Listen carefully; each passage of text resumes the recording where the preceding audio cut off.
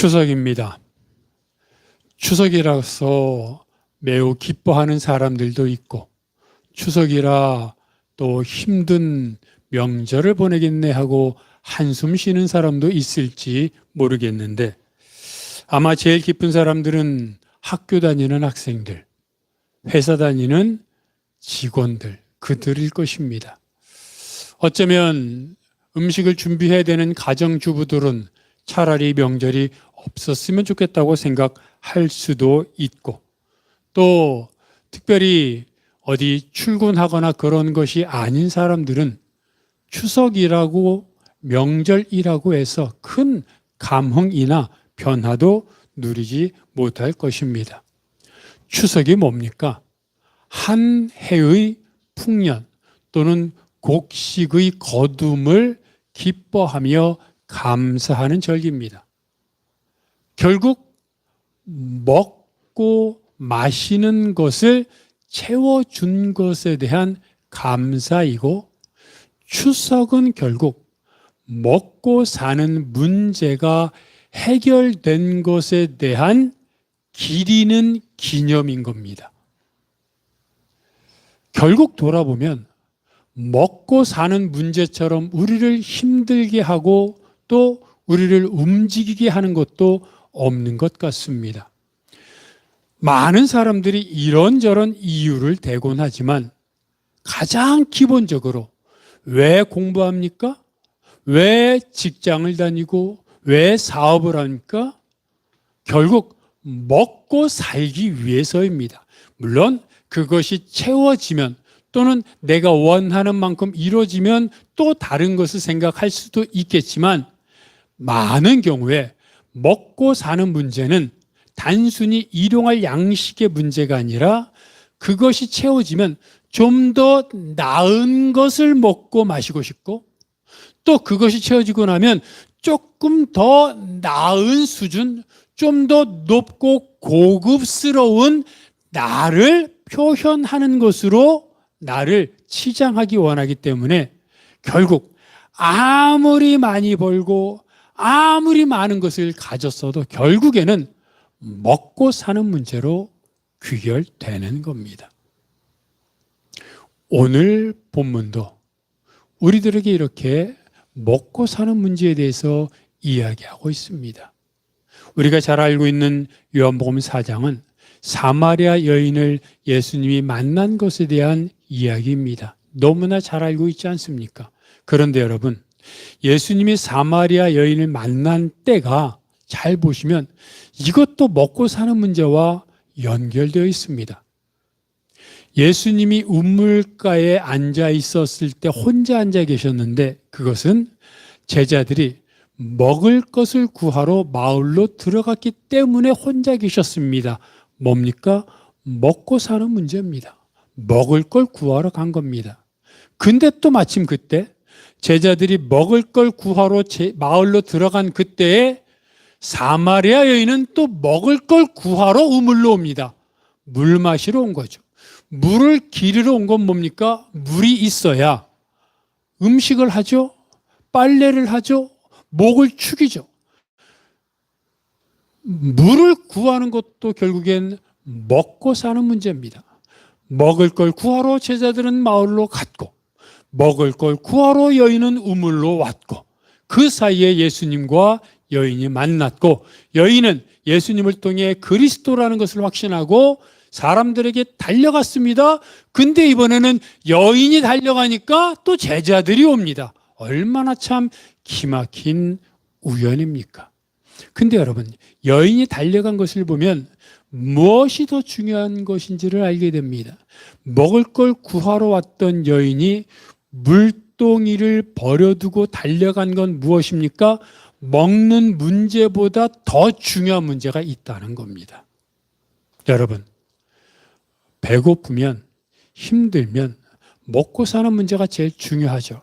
근데 그때가 지나고 나면, 또는 그때를 마주쳐도 우리 중심에는 먹고 사는 문제보다 더 중요한 문제가 있다는 걸 알게 됩니다.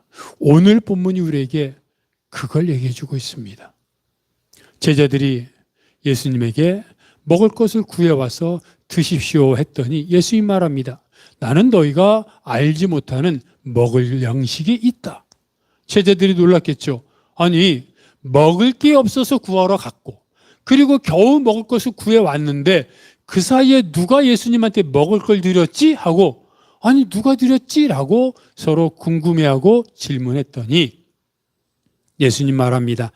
내 양식은 나를 보내신 이의 뜻을 행하고 그 일을 온전히 이루는 것이다. 무슨 말입니까? 나를 보내신, 즉 하나님의 뜻을 온전히 행하는 것이 내가 먹을 양식이라고 말하는 겁니다. 우리가 알아야 될 것은 제자들이 드십시오 한 것은 육의 양식이고, 예수님이 하나님의 뜻을 온전히 이루는 것이 양식이다 했던 것은 육의 양식이 아닌 영의 양식임을 알 수 있습니다. 그러고 보니까 예수님은 제자들이 없는 사이에 내가 먹을 양식이 있다 그랬잖아요. 그럼 진짜로 먹을 양식이 있었던 건데 뭐였습니까? 제자들이 없었을 때 무슨 일이 있었습니까? 사마리아 여인을 만났잖아요. 좌절과 절망 중에 5명의 남편으로부터 버림받고 지금 있는 남자도 여인을 부인으로 인정하지 않는 버림받은 여인, 사람들로부터 손가락질 받는 여인, 그 여인의 영혼을 구했고 이제 그 앞으로 그 마을에 사는 사마리아 사람들의 영혼까지도 구원할 하나님의 뜻을 이루는 양식을 예수님은 제자들이 없는 사이에 이룬 것입니다. 그게 양식이었던 겁니다. 예수님은 물론 배고팠습니다. 그래서 제자들이 먹을 것을 구하러 갔습니다. 하지만 예수님은 육의 양식이 오는 그 사이에 영의 양식, 죽어가던 그 여인의 영혼을 살렸고 앞으로 사마리아 사람들의 영혼도 살릴 영의 양식을 드셨던 것이고, 그 갈급한 심령으로 사마리아 여인에게 복음을 전하셨던 것입니다. 결국 예수님은 육의 양식도 중요하지만 영의 양식이 얼마나 더 중요한지를 우리에게 말씀해 주신 겁니다. 근데 예수님은 오늘 본문에서뿐만 아니라 다른 곳에서도 양식에 대해서 얘기하셨습니다. 예수님이 오병이어의 이적을 행했을 때 사람들은 놀랐습니다. 그때가 어떨 때라고요? 하루 벌어 하루 사는 인생이었습니다. 어떨 때는 먹을 것이 없어서 그냥 끼니를 거르고 하루를 지낸 사람들도 많았습니다. 근데 그런 그들에게 물고기 2마리, 보리떡 5개로 남자만 5,000명, 약 2만여 명의 무리를 먹였으니 사람들이 예수님을 왕으로 세우려고 한 것도 당연한 겁니다. 예수님이 겨우 말려서 그들을 집으로 보냈습니다. 그들이 집으로 가면서 무슨 생각, 끼리끼리 무슨 얘기했겠습니까? 저 예수를 임금으로 삼아야 돼. 저 예수가 다른 마을로 가기 전에 우리가 저 예수를 꼭 붙잡아서 우리 마을에 꽁꽁 묶어두고 매일 저 예수가 만들어내는 떡과 고기를 먹자. 여러분, 우리 같으면 안 그러겠습니까? 하루에 한 끼도 제대로 못 먹는데, 아니 보리떡 5개 물고기 2마리로 2만 명을 먹였으니 이스라엘의 왕이 되면 얼마나 좋습니까? 아니 왕이 안 되더라도 우리 마을의 읍장, 촌장이 되면 우리 마을 사람들은 배부르게 먹는 겁니다. 그들이 잘못된 겁니까? 아니죠.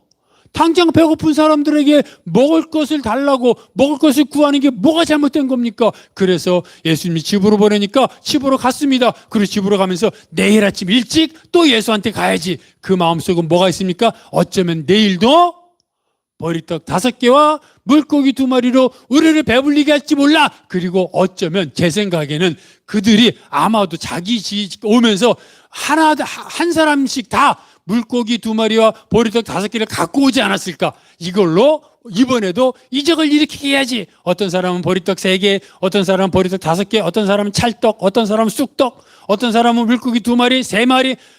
안 그러겠습니까? 그거 갖고 와서 이적을 일으키세요. 우리 오늘도 먹여주세요. 그 생각으로 본문을 보면요, 여러분, 우리는 오병이어만 보지만 오병이어 다음에 보면 아침 일찍 사람들이 예수님을 찾아서 다시 또 우르르르르 몰려옵니다. 그랬더니 예수님이 뭐라 그럽니까? 너희들이 나를 찾은 것은 떡을 먹고 배불렀기 때문이구나 라고 말합니다. 정확하게 짚었죠.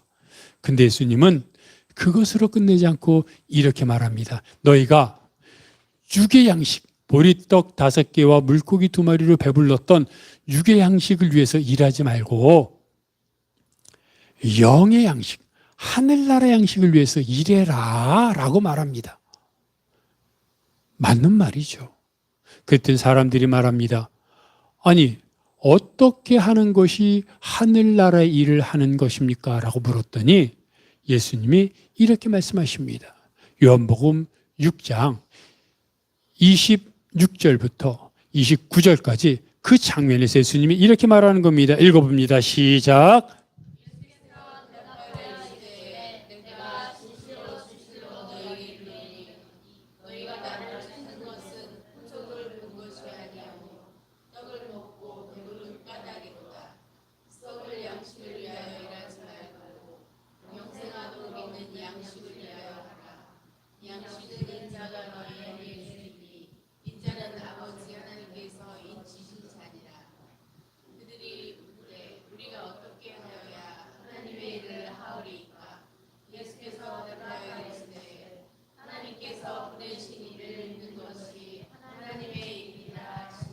아멘. 자, 뭐라고 말하는 겁니까?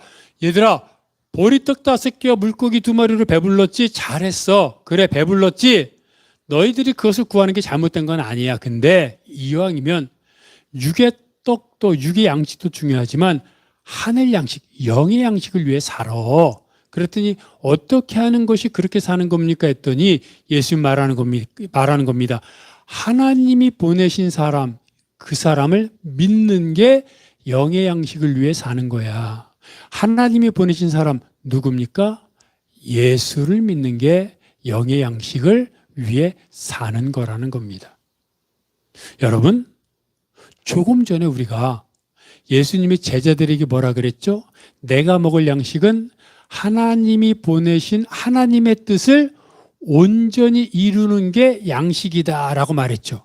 근데 지금 사람들에게는 뭐라고 말합니까? 예수를 믿는 게 영의 양식이라고 말합니다. 제자들에게 말하는 것과 오늘 본문에서, 지금 본문에서 무리들에게 말하는 게 약간 다른 것 같은데 결국 무슨 말입니까? 예수를 믿는 것이 하나님의 뜻을 온전히 이루는 것이다. 이게 영의 양식이라는 겁니다. 우리는 이 말만 들어도 알 수 있습니다. 뭡니까? 예수를 믿는다는 말은 우리가 흔히 뭘로 표현합니까? 믿음입니다. 예수 믿어라. 또 하나님의 뜻을 온전히 이루는 것은 무엇입니까? 행함입니다. 행해라. 근데 여러분, 우리가 계속해서 말하는 게 뭡니까? 믿음은 입술로 고백하는 것인데 동전이 한쪽 면만 있는 동전이 있습니까? 우리가 흔히 말하듯 앞면과 뒷면이 있죠. 믿음은 입술로 고백하는 거지만 그 믿음을 우리가 어떻게 알 수 있습니까? 행동으로 아는 겁니다. 그래서 예수님이 중풍병자를 들것에 뉘어 예수님 앞으로 와서 사람이 많으니까 지붕에 올라가 지붕을 뜯고 그 중풍병자를 들것으로 밑으로 내린 사람들의 행동을 보고 뭐라고 말씀하셨습니까? 그들의 행동을 보고 예수님 말하기를 그들의 행동을 보았다고 말하지 않죠. 그들의 믿음을 보았다고 말합니다. 무슨 말입니까? 행동은 믿음입니다. 어떤 사람의 하는 행동을 보면 그 사람 믿음이 있네. 그 사람 가짜 믿음이네. 이렇게 우리가 흔히 말하는 겁니다. 다시 말하면 믿음은 입술로 고백하는 것이지만 그 고백이 삶으로 드러날 때 온전히 완성되는 겁니다. 그래서 예수를 믿는 것과 하나님의 뜻을 온전히 이루는 것은 하나라는 겁니다. 그게 영의 양식입니다. 지난주에 우리가 아브라함에 대해서 얘기하면서 뭐라 그랬습니까? 창세기 15장에 아브라함이 하나님을 믿으니 하나님이 이것을 의로 인정했다. 그래도 믿음이 있어 라고 하셨습니다. 창세기 15장입니다. 근데 하나님이 아브라함에게 너 믿음의 자녀야 라고 말했으면 믿음이 있는 건데, 그러면 아브라함의 믿음이 완성된 겁니까? 아니요. 믿음은 있으나 그의 삶은 완성되지 않았고 잘못, 실수, 욕심, 불신앙으로 계속 점철되어 있었습니다. 그러다가 창세기 22장에 아들을 바치라고 했는데도 그 아들까지도 바치는 아브라함을 보면서 하나님이 뭐라고 말씀하십니까? 이제야. 창세기 15장에 아브라함이 하나님을 믿으니까 너 믿음이 있어라고 인정하셨지만 그 믿음을 진짜로 인정한 것은 창세기 22장에 이제야 너가 나를 경외하는구나. 너가 믿음이 있기는 있었는데 불완전한 믿음이요. 그리고 미성숙한 믿음이요. 그리고 너 욕심대로 나를 믿지 않고 너 마음대로 살았던 믿음이었는데 아들을 바치는 모습을 보니까 이제야 너의 믿음이 완성되었구나 라고 말씀하시는 겁니다. 그래서 무슨 말입니까? 아까 예수님이 말씀하시는 영의 양식은 예수를 믿는 겁니다. 그 믿음입니다. 근데 그 믿음이 온전해지려면 어떻게 해야 됩니까? 하나님의 뜻을 온전히 이루는 삶으로 나타나야 되는 겁니다. 이게 우리가 영의 양식이라고 하는 믿음의 완성인 겁니다. 사람들은 내가 예수님을 믿으면 내가 믿음이 있다고 생각합니다. 여러분, 나는 예수가 그리스도라고 믿어. 다 믿지 않습니까? 하나님의 아들이라고 믿어. 믿지 않습니까? 나는 주를 위해 살 거야. 주를 위해 죽을 거야. 결단하지 않습니까? 찬양을 부르면서 기도하면서 때로는 눈물을 흘리며 주를 위해 살겠다고 결단하지 않습니까? 사실입니다. 진짜입니다. 근데 그게 삶에서 돈 앞에서 또는 사업하면서 또는 수많은 여러 가지 유혹 앞에서도 그 믿음을 지켜나가야 믿음의 완성인데, 많은 경우에 돈 앞에서 그리고 여러 가지 사업을 하면서 유혹 앞에서 넘어지고 쓰러지고 감정에 휘둘리고 이러는 모습이 있기에 아직 완성되지 않았다고 하는 겁니다. 그래서 믿음으로 살지 못하는 많은 사람들이 있지 않습니까? 우리의 고민은 여기서부터 시작되는 겁니다. 주를 위해 살고 싶습니다. 영의 양식을 위해 살고 싶습니다. 근데 어떻게 영의 양식만을 위해 살 수 있습니까? 한 달 내내 정말로 열심히 새벽부터 일해도 월급 받아보면 빠듯하지 않습니까? 근데 거기서 이것저것 떼고 또 갚아야 할 것 갚고 뭐 하고 나면 진짜 쥐꼬리만큼밖에 남지 않습니까? 때로는 마이너스 아닙니까? 근데 어떻게 거기서 헌금도 내고 거기다가 주의 일을 위해 또 헌신할 수 있습니까? 아니, 하기 싫어서가 아니라 내가 지금 가진 것도 없는데 어떻게 주를 위해 내가 무슨 일을 할 수 있습니까? 회사에서 일을 하는데 때로는 회사에 조직된 조직원으로서 위에서 부당하거나 또는 불법적인 지시가 내려올 때도 있습니다. 양심의 거리끼죠. 그렇게 안 해야 되죠. 근데 거기에 거부하면 왕따 당하죠. 불이익 당하죠. 심하면 해고 당하죠. 그런 상황에서 내가 부당하고 불법적인 일에 거부할 수 있겠습니까? 사업을 하려면 기술도 있어야 됩니다. 영업도 잘 해야 됩니다. 그런데 우리가 잘 알다시피 사업이라는 게 기술과 영업력만으로 되는 게 아니라는 것도 우리는 현실을 너무나 잘 알고 있지 않습니까?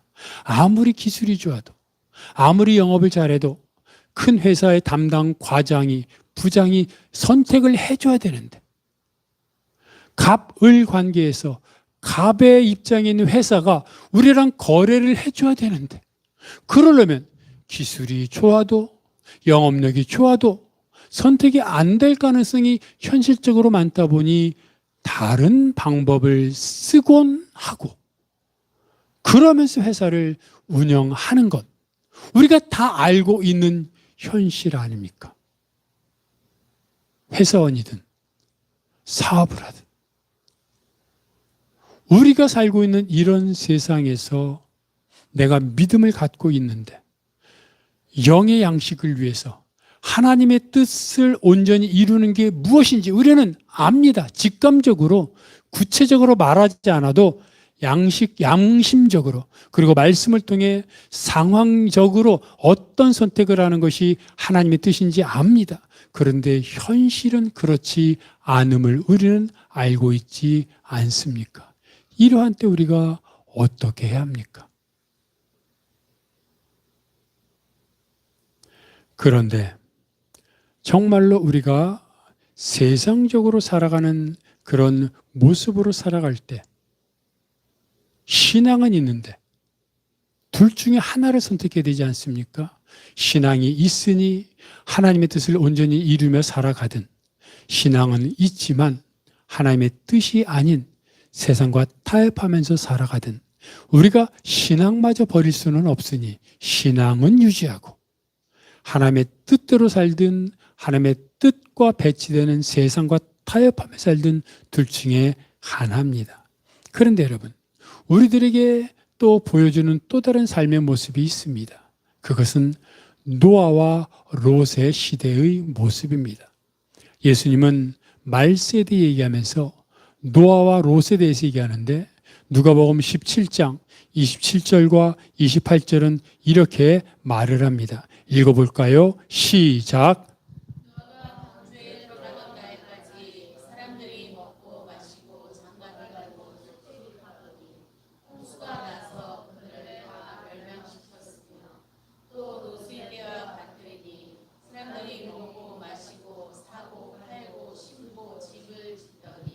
자, 뭐라고 말하고 있습니까? 노아 때 홍수가 나서 그들이 멸망당하기 직전까지 사람들이 했던 일이 뭐냐면 먹고 마시고 시집가고 장가갔습니다. 또 롯, 소돔성이 멸망할 때 멸망당하기 직전까지 그들이 했던 일이 뭐였냐면 먹고 마시고 그리고 사고 팔고 집을 짓고, 뭡니까? 우리하고 똑같지 않습니까? 먹고 마시고 장사하고 회사 다니고, 근데 멸망당했습니다. 여러분, 아니 저렇게 했다고 멸망당하면 너무 불합리하지 않습니까? 왜 저렇게 살았는데 멸망당합니까? 저게 겉으로 볼 때는 아무것도 없는 것 같지만 하나님 없는 삶의 전형적인 모습이라는 겁니다. 노아의 때에 먹고 마시고 장가들고 시집 갔던 사람들의 시대인 저 때를 성경 창세기 6장은 뭐라고 말하냐면 세상에 악이 가득하고 사람들의 계획이 항상 악하더라. 그래서 하나님 뭐라고 말씀하시냐면 하나님은 사람을 지으신 것을 후에 근심하시고 한탄하셨다고 말합니다. 아니, 사람들이 얼마나 악했는지, 사람이 얼마나 악했으면 하나님이 사람들을 지으신 것을 한탄하시고 근심하시겠습니까? 롯의 시대에 소돔성이 멸망할 때 먹고 마시고 집을 짓고 뭐 사고 팔고 하지 않았습니까? 아무것도 아닌 것 같죠. 근데 이 시대에 그들의 죄악이 하늘에까지 닿았다고 말합니다. 무슨 말입니까? 우리는 그냥 사는 것이 당연한 것처럼 생각하지만 하나님 없이 사는 삶은 이렇게 타락하고 불법과 불의와 거짓으로 가득 찬 삶이 될 수밖에 없다는 겁니다. 그렇기 때문에 육의 양식을 구하는, 지금 보십시오. 먹고 마시고 장가가고 시집가고 사고 팔고 이게 잘못됐다는 게 아니라 이게 육의 양식인데 육의 양식 필요하죠. 먹어야죠. 마셔야죠. 결혼해야죠. 그리고 장사해야죠. 그런데 육의 양식만을 위해서 살면 타락한다는 겁니다. 왜요? 영의 양식이 빠지면 기준이 없기 때문에 다 자기가 옳은 대로 자기가 원하는 대로 살다 보니 불법과 불의와 타락이 가득해서 결국에는 하나님의 심판을 받는다는 겁니다. 그래서 우리에게 주님이 말씀하시는 겁니다. 영의 양식을 구해라. 우리는 영의 양식만을 어떻게 구합니까? 라고 말하지만 하나님이 주님이 우리에게 영의 양식을 구하라고 하는 이유가 있습니다. 왜입니까? 마태복음 6장 33절에 말합니다. 읽어봅니다. 시작.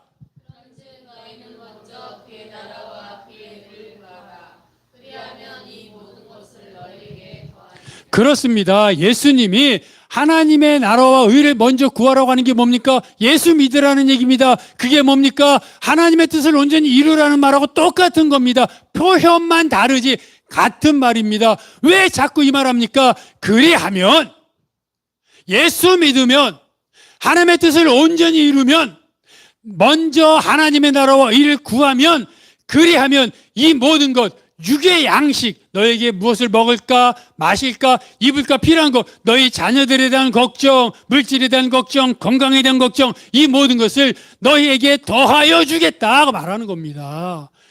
이게 예수님의 마음입니다. 이게 왕도입니다. 우리가 먹을 것에 대해서 걱정하지 않고 하나님, 여러분, 먹을 것이 많은 게 좋은 게 아니잖아요. 필요한 것이 있고 걱정하지 않는 게 좋은 거잖아요. 많다고 걱정하지 않습니까?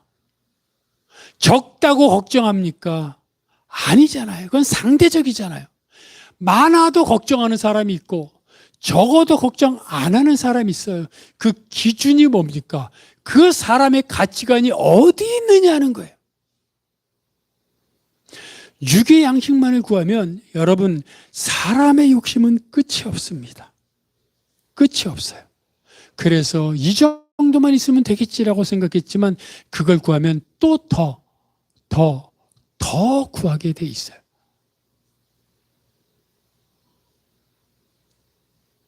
그래서 예수님이 떡을 먹고 배불렀던 사람들이 왔을 때 영의 양식을 구하라 그러는 것은 육의 양식이 필요 없다는 말이 아니라 육의 양식이 앞서 영의 양식을 구하면, 영의 양식을 구한다는 얘기 뭡니까? 가치관이 하늘에 있다는 거예요. 그러면 육의 양식은 하나님이 채워주신다는 겁니다. 육의 양식을 구하는 사람은 있어도 고민하고 두려워하고 욕심 부려요. 근데 가치관이 하늘에 있는 사람은 하나님이 채워주시는 걸 경험하기 때문에 그걸로 감사해요. 행복해요. 물론 돈 가진 사람처럼 무슨 뭐 맛있는 라면 먹으러 일본에 비행기 타고 갔다고 이런 건 안 할 거예요. 뭐 그래도 되긴 하지만 뭐 우리가 아는 것처럼 세계 일주, 뭐 1년 내내 세계 일주하고 뭐 이럴 수도 있지만 뭐 이런 삶을 살지 않겠죠. 근데 그렇지 않다고 내가 고민하고 그러지 않아요. 가치관이 하늘에 있는 사람은 하나님이 채워주시는 것으로 만족하고 감사해요. 왜? 이미 충분히 경험했으니까. 그리고 늘 마음이 평안해요. 그리고 자꾸 나눠요. 그런데 신기한 건, 감사한 건 나눴는데 채워져요. 나눴는데 더 많이 채워져요. 그게 하늘 법칙이에요. 먹고 사는 문제 어떻게 해결할 수 있습니까? 내가 고민한다고 안 돼요. 고민하면 걱정만 되고 스트레스 받고 그리고 신경성, 쇠약성 그래가지고 병원 가고 그러다 죽어요. 그러나 먹고 사는 문제 하나님께 맡기고 우리는 영의 양식을 구하면, 영의 양식을 구한다는 게 여러분 회사 다니지 말라는 말 아니잖아요. 사업하지 말라는 말 아니잖아요. 하나님의 뜻대로 사업하고 하나님의 뜻대로 회사 다니고 하나님의 뜻대로 번 거 사용하면서 살아가면 하나님이 채워주신다고 예수님이 몇 번에 걸쳐 말하고 있잖아요. 그게 믿음이에요. 아브라함이 그것을 깨달았기 때문에 아들조차도 제물로 바칠 수 있었던 거예요. 추석입니다. 추석이면 한가위만 같아라, 오늘만 같아라. 왜? 풍년이 들었으니까. 근데 또 사실 흉년일 때도 있잖아요.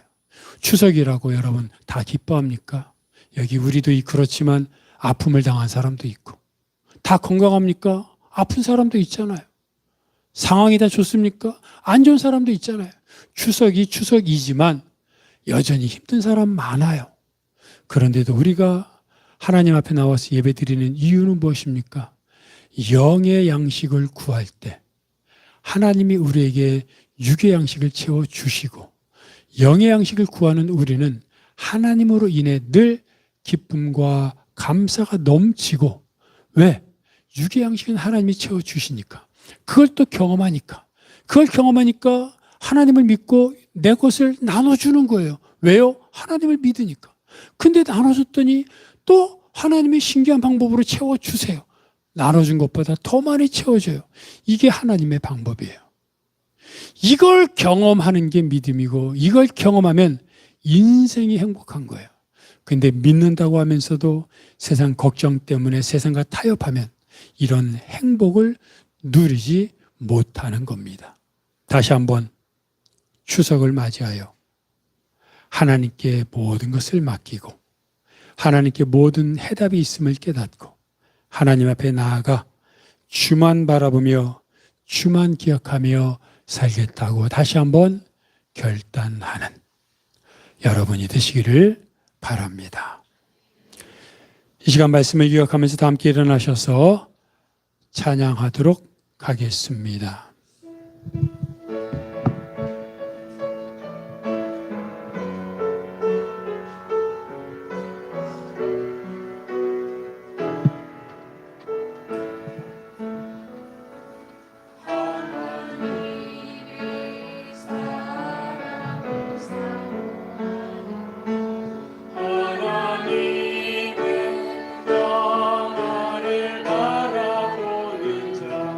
너의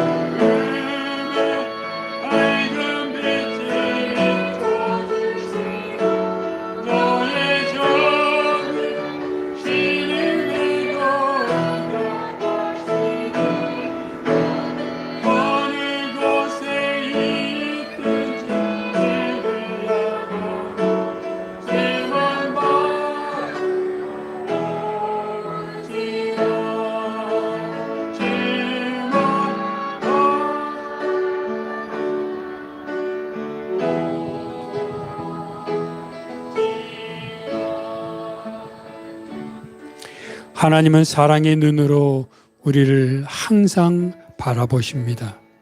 하나님은 인자한 귀로 언제나 우리에게 귀를 기울이십니다. 우리의 작은 신음에도 응답하십니다. 응답이 없다고 실망하지 마십시오. 조금만 더 세미한 음성에 귀 기울이십시오. 마음의 소리에 귀 기울이십시오. 그러기 위해 말씀을 읽고, 그러기 위해 하나님과 단 둘만의 시간을 자꾸 가지십시오. 그럴 때 먹고 사는 문제는 아무것도 아닌 것이 됩니다. 물론 돈이 없습니다. 먹을 양식도 없습니다. 갈등과 상처로 힘듭니다. 하지만 그럴 때일수록 하나님 앞에 나아가십시오. 하나님이 우리 영혼을 치료하시고 우리를 회복시켜 주십니다. 그러면 다른 건 다 해결됩니다. 주여, 나를 도우소서. 내가 여기 있나이다. 나를 불쌍히 여기소서. 함께 통성으로 기도하겠습니다. 하나님 아버지, 오늘도 하나님 앞에 나왔습니다. 하나님, 오늘도 하나님만 바라봅니다. 하나님의 전에 나와서 하나님 앞에 내 마음을 드립니다. 내 마음이 아닙니다. 내가 정신이 없습니다. 물질이 없고 몸은 상하고 이것저것 이리 채이고 저리 채임으로 인해 하나님 어디에 마음을 둬야 할지도 모르겠고, 하나님 명절이 명절 같지도 않고, 하나님 나에게 기쁨이 없습니다. 주여, 하나님만은 나의 마음을 아시는 줄 아오니 주여, 나를 불쌍히 여겨 주시옵소서. 나를 긍휼히 여겨 주옵소서. 하나님 아버지, 내 안에 하나님의 마음을 부어주셔서 먹고 사는 문제가 아니라 하나님을 경험하며 하나님을 체험하고 하나님으로 말미암아 내 인생이 하나님 앞에 드려지게 하여 주옵소서.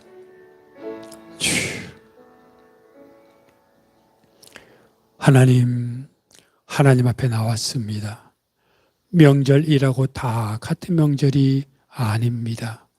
하나님, 우리에게 있는 상처, 아픈, 남들은 알지 못하는, 남들에게 말하지 못하는 그 고통을 하나님은 아시오니 주여, 먹고 사는 문제로 힘들고 방황하고 몸부림치지만 하나님 앞에 나아가게 하시고, 하나님을 통해 먹고 사는 문제가 아니라, 몸의 문제가 아니라, 물질의 문제가 아니라 내 영혼이 들려지게 하시고 내 영혼이 하나님을 경험케 하시고 주의 영광을 보게 하시고, 그래서 모든 것이 하나님의 은혜 안에 녹고 씻어지고 회복되게 하여 주시옵소서.